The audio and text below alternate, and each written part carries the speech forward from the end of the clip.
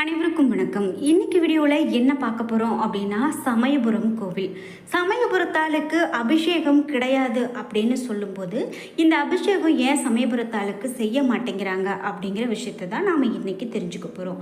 எவ்வளவோ நம்ம கோவில் பற்றி தெரிஞ்சிருந்தாலும் கூட அங்கே நமக்கு தெரியாமல் ஆச்சரியங்கள் அப்படின்னு இன்னமும் நிறைய தகவல்கள் இருந்துக்கிட்டு தாங்க இருக்குது.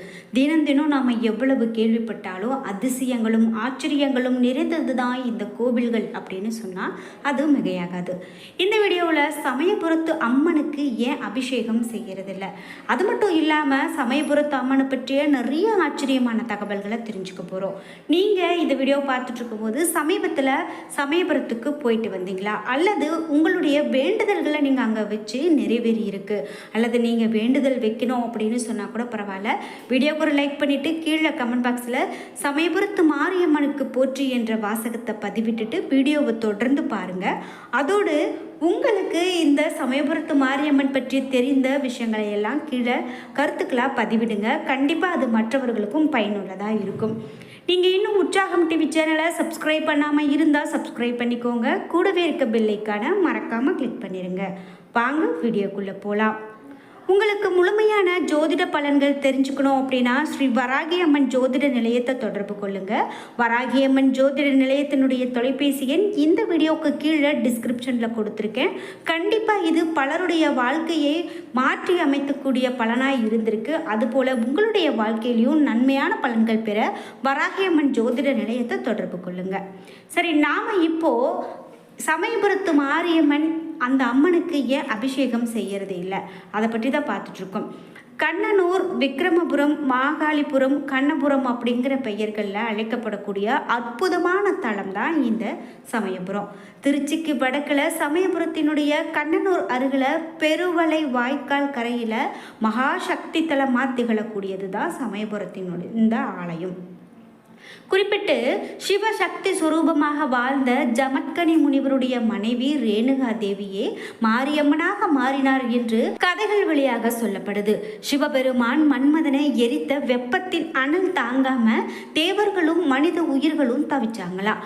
அப்போ அவர்கள் உமையவளை வேண்டி அவள் அந்த வெப்பத்தை உள்வாங்கி கொண்டாள் அப்படின்னும் அந்த சக்தி சுரூபமே சீதலா தேவி என்றும் மாரியம்மன் என்றும் வழங்கப்படுகிறதாகவும் கூட சொல்லுவாங்க.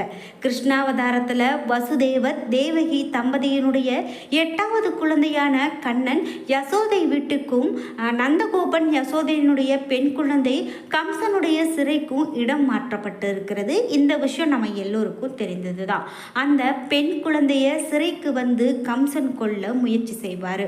அப்போ அவர்கிட்ட இருந்து தப்பித்து வானில் உயர்ந்து உன்னை கொல்லக்கூடிய யமன் கோகுலத்தில் வளர்கிறான் அப்படின்னு சொல்லி மறைந்த அந்த மாய குழந்தை அந்த மாயாதேவி மாரியம்மன் தான். அந்த அம்மனையே இன்றைக்கு நாம சமயபுரத்தாள் அம்மனாக வழிபாடு செய்கிறோம் அப்படின்னு சொல்லலாம். சரி, இந்த சமயபுரத்தாள் என்ற திருப்பெயர் எப்படி வந்திருக்கும் அப்படின்னு கேட்டிங்கன்னா, சோழ மன்னன் ஒருவன் தன்னுடைய தங்கையை கங்கை நாட்டு மன்னன் ஒருவனுக்கு மனம் முடித்து கொடுக்கிறாரு. அவருக்கு சீதனமாக ஒரு கோட்டையையும் நகரத்தையும் கொடுத்தாராம். அதுவே இன்னைக்கு கண்ணனூர் அப்படின்னு சொல்கிறோம். பிற்காலத்தில் பாண்டியர் படையெடுப்பால் கோட்டையும் நகரமும் அழிந்து போகுது. அந்த இடம் பிறகு வேப்ப மர காடாக மாறுது. சமயபுரம் மாரியம்மன் ஆதியில வைஷ்ணவி என்கிற நாமத்தில் ஸ்ரீரங்கத்தில் குடிக்கொண்டிருந்தாராம். உக்கிர கோலத்தில் அந்த அம்பாள் அங்கு திகழ்ந்திருக்காங்க. அப்போது இருந்த ஜூய சாமிகள் அந்த அம்மனை வேறொரு இடத்துல பிரதிஷ்டை செய்ய ஏற்பாடு செய்கிறாங்க. அப்போ அதன்படி சிலர் அந்த திருவுருவை எடுத்துக்கொண்டு வடக்கு நோக்கி கிளம்பி போகிறாங்க. வழியில் ஒரு இடத்துல இளைப்பாறுவதற்காக நிறுத்துறாங்க. அந்த இடம்தான் இன்னைக்கு தற்போது இருக்கக்கூடிய சமயபுரம். மேலும் அவர்கள் கண்ணனூர் அரண்மனை மேட்டை அடைகிறாங்க. அம்பாள் திருவுருவ அங்கு ஓலை கொட்டகை ஒன்றில் வைத்துட்டு போகிறாங்க. எனவே அம்மன் கண்ணனூர் மாரியம்மன் என்று அழைக்கப்பட்டிருக்கலாம் என்று ஒரு கதை சொல்லப்படுதுங்க. இந்த அம்பிகை உரிய காலத்தில் தேவையான வரம் தந்து காப்பவள் அப்படின்னு சொல்கிறதால தான் இந்த அம்மனை நாம் சமயபுரத்து மாரியம்மன் அப்படின்னு சொல்கிறோம். சோழர் காலத்திலேயே இங்கு மாரியம்மன் கோவில் இருந்திருக்க வேண்டும். பிந்தைய விஜயநகர மற்றும் நாயக்கர் மன்னர்கள் காலத்தில் சிறப்பு பெற்றிருக்க வேண்டும் அப்படின்னு ஆய்வாளர்களுடைய கருத்து சொல்லப்படுது. சமயபுரத்தில் ஒரு சந்நிதியில் 3 விநாயகர்கள் அருள் புரிகிறாங்க அப்படின்னு சொல்லலாம். அது மட்டும் இல்லாமல் இந்த அம்மனுக்கு ஏன் இப்படி அபிஷேகம் கிடையாது அப்படின்னு பார்க்கலாம். சமயபுரம் மாரியம்மன் மகமாயி அகிலாண்ட நாயகி, 1000 கண்ணுடையாள், சாம்பராணி வாசகி, கௌமாரி, காரண சௌந்தரி, சீதலா தேவி, கண்ணபுரத்தாள் அப்படிங்கிற பல பெயர்களை கொண்டு அழைக்கப்படுறாங்க. இந்த சமயபுரத்தாள் விக்கிரகம் முழுக்க முழுக்க மூலிகைகளால் செய்யப்பட்டது அப்படிங்கிறது தான் இங்கு மிக பெரும் ஆச்சரியமாக இருக்குங்க. இதற்கு அபிஷேகம் இந்த அம்மனுக்கு கிடையாது. உற்சவர் அம்மனுக்கு மட்டும்தான் அபிஷேகம் செய்வாங்க. இந்த அம்பிகை எப்போதுமே குளிர்ச்சியாக இருக்க வேண்டும் என்ற நோக்கத்தில் கருவறையை சுற்றிலும் எப்போதும் நீர் சூழ்ந்திருக்கும்படி செய்திருக்காங்க. கருவறையினுடைய பின்புறம் அம்மனுடைய பாதங்கள் இருக்கும். இதற்கு மலர் சூடி தீபம் ஏற்றி வழிபாடு செய்வாங்க. இதனால தான் இந்த அம்மனுக்கு அபிஷேகம் கிடையாது அப்படின்னு சொல்றாங்க.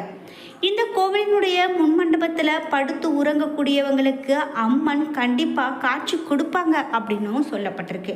அதாவது முன்பு ஒரு காலத்துல எல்லாம் இந்த அம்மன் இங்கு வீதி உலா வரும்போது நிறைய மக்கள் கண்டிருக்காங்க, பார்த்துருக்காங்க அப்படின்னு சொல்லப்படுது. இன்றைக்கும் அந்த தகவல் இருந்துக்கிட்டு தான் இருக்கு. அதாவது அங்கு உறங்கக்கூடிய மக்களுக்கு கொலுசு சத்தம் கேட்குமா, அது மிக பெரும் ஒரு அதிசயமாக இருக்கும். அம்மை நோய் தீர்க்கவும் நகர சாந்திக்காகவும் அம்பாள் இரவு நேரத்தில் வலம் வருவதா ஐதீகங்கள் சொல்லப்படுது.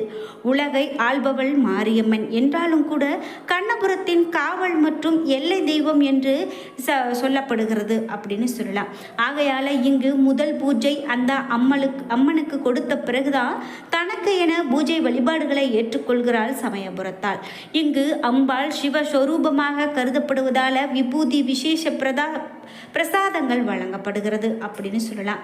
அது மட்டும் இல்லாமல் திருவரங்க சீர்வரிசை அப்படின்னு நீங்கள் கேள்விப்பட்டிருப்பீங்க. அதாவது தைப்பூசத்தின் போது அம்மன் கொள்ளிடக்கரையின் தென்பகுதியில் நீராட வருவாங்களாம். அன்றைய தினம் ஸ்ரீரங்கம் பெருமாள் ஆலயத்தில் இருந்து பட்டு புடவைகள், மாலைகள், தளிக்கைகள் மகமாயிற்கு சீராக அனுப்பி வைக்கக்கூடிய வழக்கம் தொன்று தொட்டு இருந்து வருது. பக்தர்கள் அம்பாளை வேண்டி விரதம் இருப்பது நடைமுறை அப்படின்னு சொல்லலாம். ஆனால் இங்கு பக்தர்களுக்காக அம்மனே விரதம் இருக்காங்க அப்படின்னு கேள்விப்படும் போது எவ்வளவு பெரிய அதிசயங்க. இந்த விரதத்துக்கு பேரு தான் பச்சை பட்டினி விரதம் அப்படின்னு சொல்றாங்க. மாசி மாதம் கடைசி ஞாயிறு அன்னைக்கு நடைபெறக்கூடிய பூச்செறிதல் திருவிழாவுடன் அம்மனுடைய இந்த விரதம் துவங்கும். பூச்செறிதலின் போது அம்மனுக்கு பூக்கள் வந்து குவியும் அப்படின்னு சொல்லலாங்க. அம்மை நோய் பிடித்தவர்கள் அங்கேயே தங்கி குணம் பெறுவாங்க. அவர்களுக்கு ஒரு தனி மண்டபம் ஒன்று இருக்கும் அப்படின்னு சொல்லலாம். இப்படி உங்களுக்கு அம்மை நோய் இருந்து சமயபுரத்தாளுடைய அருளால் நீங்கள் அந்த நோயை விரட்டி இருக்கீங்க அப்படின்னா மறக்காமல் கமெண்ட் பாக்ஸில் பதிவிடுங்க. இந்த நோயாளிகளுக்கு தினமும் அம்பாளுடைய அபிஷேக தீர்த்தம் பிரசாதமாக வழங்கப்படுது. இதனால் விரைவில் நோய் குணமடைவதாகவும் பக்தர்கள் நம்புகிறாங்க. அம்மனுக்கு மாவிளக்கும் எலுமிச்சை பழ மாலையும் விருப்பமானது. நம்மளுடைய குறைகளை ஒரு காகிதத்தில் எழுதி ஸ்தல விருட்சமான வேப்ப மரத்தில் கட்டிட்டு பிரார்த்தனை செஞ்சுக்கலாம். கண்டிப்பாக நம்மளுடைய குறைகள் தீரும் அப்படிங்கிறது தான் நம்பிக்கை. இன்றைக்கி இருக்கக்கூடிய காலகட்டத்தில் நிறைய பேருக்கு இருக்கக்கூடிய பிரச்சனை அப்படின்னு பார்த்தீங்கன்னா குழந்தை இல்லாதது. குழந்தை இல்லாததுக்கு சமயபுரத்தால் எப்படி வழிகாட்டுவாங்க அப்படின்னு பார்த்தீங்கன்னா, இங்கு கரும்பு தூளி எடுத்தல் அப்படிங்கிறது விசேஷ பிரார்த்தனையாக செய்கிறாங்க. குழந்தை பேரு இல்லாத தம்பதிகள் கரும்பு தூளி எடுக்க வேண்டிக் கொள்கிறாங்க. அன்னையனுடைய அருளால் கருவுற்று சீமந்தம் முடித்த பிறகு சீமந்த புடவை வேஷ்டியை பத்திரமாக வைத்திருப்பாங்க. குழந்தை பிறந்ததும் 6வது மாதத்தில் கரும்பு தூளி பிரார்த்தனையை நிறைவேற்றுவாங்க. ஏற்கனவே பத்திரப்படுத்திய துணிகளை மஞ்சள் நீரில் நனைத்து கரும்பு தொட்டில் தயார் செய்து அதில் குழந்தையை கடத்துவாங்க. இந்த தொட்டில பிடித்தபடியே தந்தை முன்னே செல்ல தாய் பின்தொடர 3 முறை வலம் வருவாங்க, வந்து வேண்டிக் கொள்வாங்க. இப்படி செய்வதாலேயே கண்டிப்பாக அவர்களுக்கு குழந்தை வரம் கிடைக்கும் என்பது மாபெரும் அதிசயமாக நடந்து கொண்டு தான் இருக்குது. இப்படி சமயபுரம் அப்படின்னு எடுத்துக்கிட்டிங்கன்னா இன்னும் நாம் பேச பேச நிறைய தகவல்கள் இருக்குது. அடுத்தடுத்த வீடியோக்களில் பார்க்கலாம். நீங்கள் இன்னும் நம்ம சேனலை சப்ஸ்கிரைப் பண்ணாமல் இருந்தால் சப்ஸ்கிரைப் பண்ணிக்கோங்க.